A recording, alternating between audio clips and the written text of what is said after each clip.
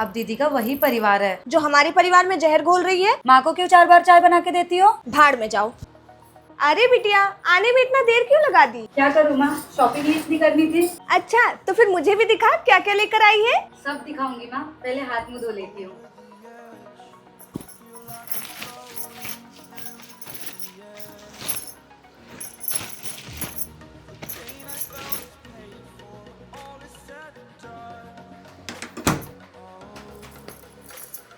तुझसे 2 मिनट सब्र नहीं हुआ ना माँ?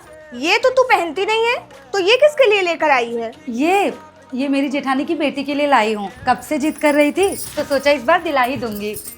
एक बात बता, अपनी जेठानी की बेटी के लिए तू कपड़े लेके क्यों जा रही है? उन लोगों ने तुझे पैसे दिए हैं क्या? नहीं माँ, पैसे तो नहीं दिए, अभी जेठ जी का काम बंद है, तो जेठानी जी के पास पैसे कहाँ से आएंगे? उन लोगों के पास पैसे नहीं है तो क्या अब तुम लोग उन लोगों का खर्चा उठाओगे?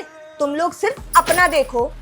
फेक क्यों रही है माँ? उन लोग भी तो हमारे अपने हैं, अपना ही तो देख रहे हैं। अपना सिर्फ अपना होता है। तू, तेरा पति और तेरे बच्चे, उसमें जेठ जेठानी और सास ससुर नहीं आते हैं। क्यों माँ, मेरे पति बिन माँ बाप के आ गए हैं क्या? और जेठ जी अपनी पढ़ाई नहीं किए क्योंकि इनको पढ़ाना था। इनकी पढ़ाई ना रुक जाए इसलिए बाहर नौकरी करने चले गए, और अब जब इनकी अच्छी नौकरी लग गई है, ये अच्छे पैसे कमा रहे हैं, तो मैं जाके सबको बोल दूं कि मेरा पति है, मेरा पति पैसे कमा रहा है, मैं किसी और को नहीं दूंगी। भाड़ में जाओ।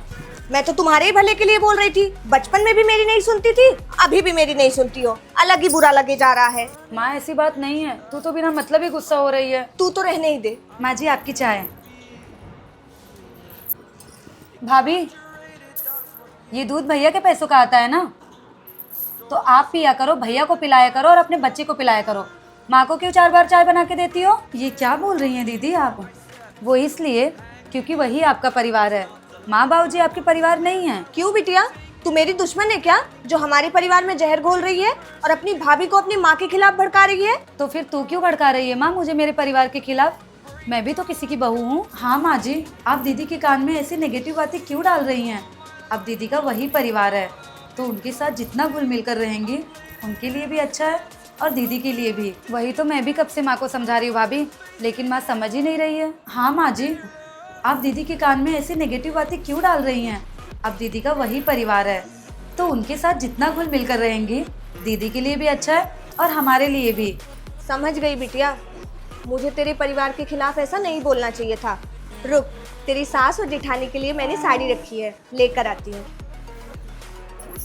माँ जी की बात का बुरा मत मानना दीदी, माँ का मोह ही ऐसा होता है कि बेटियों की चिंता में ऐसी बातें कभी कभी निकल जाती हैं। हाँ भाभी, माँ का प्यार समझती हूँ, लेकिन उन्हें समझाना बहुत ज़रूरी था। क्या सारी माएँ ऐसी होती हैं?